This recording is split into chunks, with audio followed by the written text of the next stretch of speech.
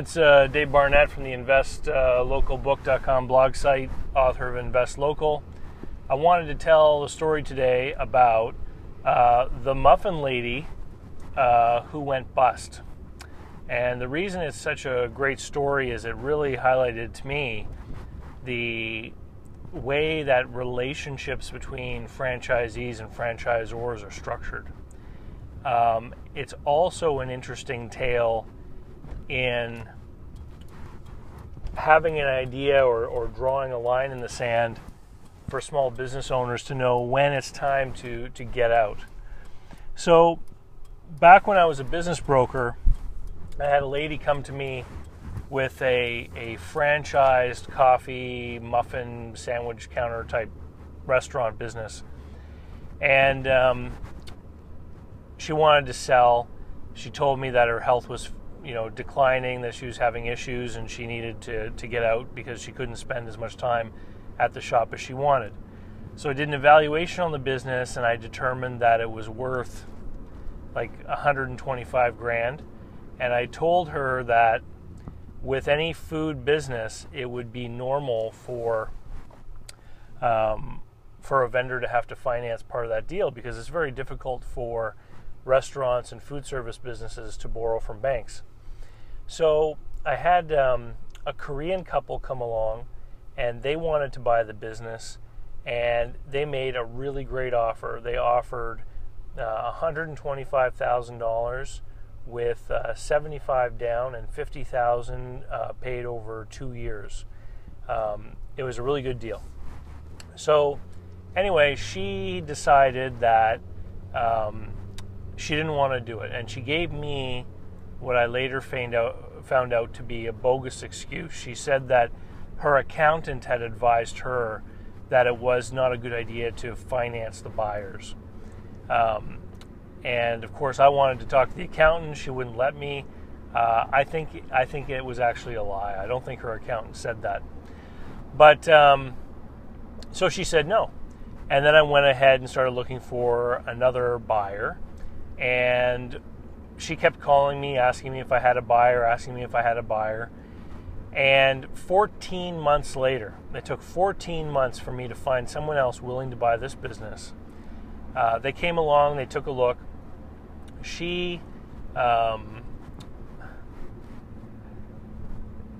The sales had declined precipitously.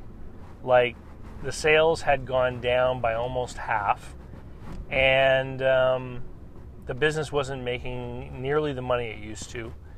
And it turned out that the reason why she hadn't accepted the offer from the Korean couple was because she needed over $100,000 in cash to cover unpaid taxes and the overdue amount on her, I guess, to pay off her business loan and stuff. She had been doing poorly for a long time, taking too much money out of the business, more than it could afford. She owed money on sales taxes. She owed money on income taxes. She was behind in her payroll deductions to the government.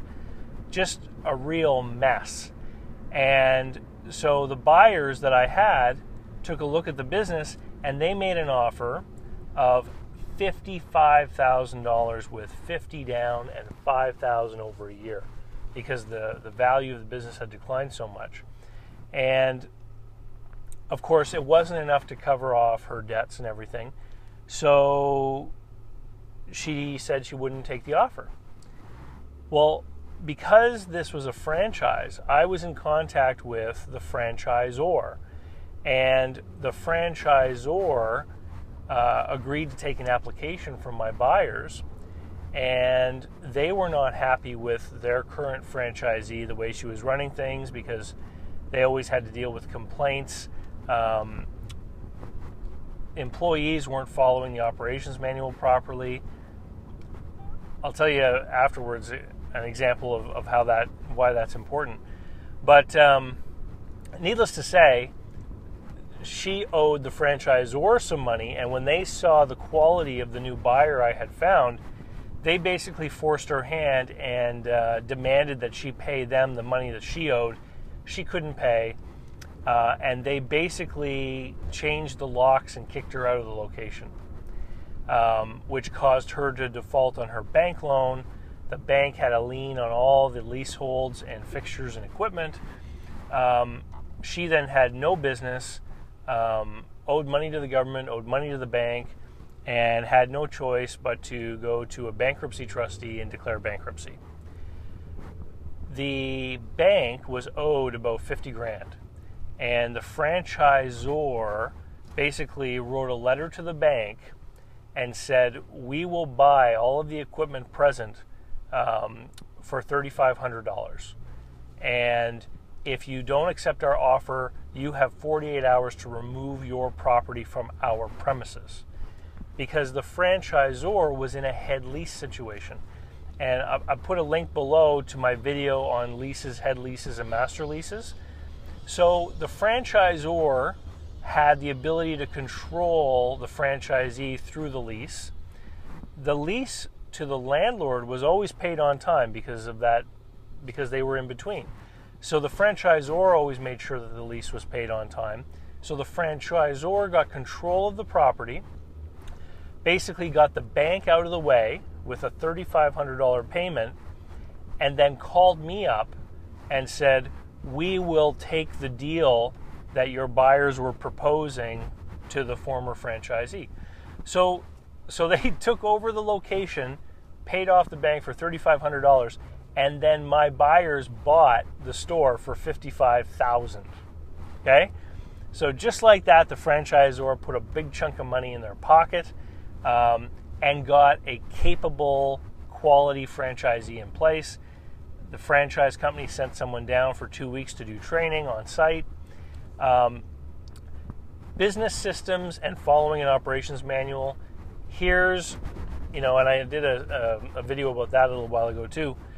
But so in the franchise manual, it said that macaroon cookies had to be wrapped in cellophane plastic every day. So the employees started cutting corners. They weren't doing what they were supposed to because the owner wasn't around. And so they stopped wrapping, this is just an example, they stopped wrapping the macaroons in cellophane. So the morning, 6 a.m., they'd make a bunch of macaroons. They'd sell them through the day. 3 in the afternoon would come. The macaroons were sold out, so they'd make another batch.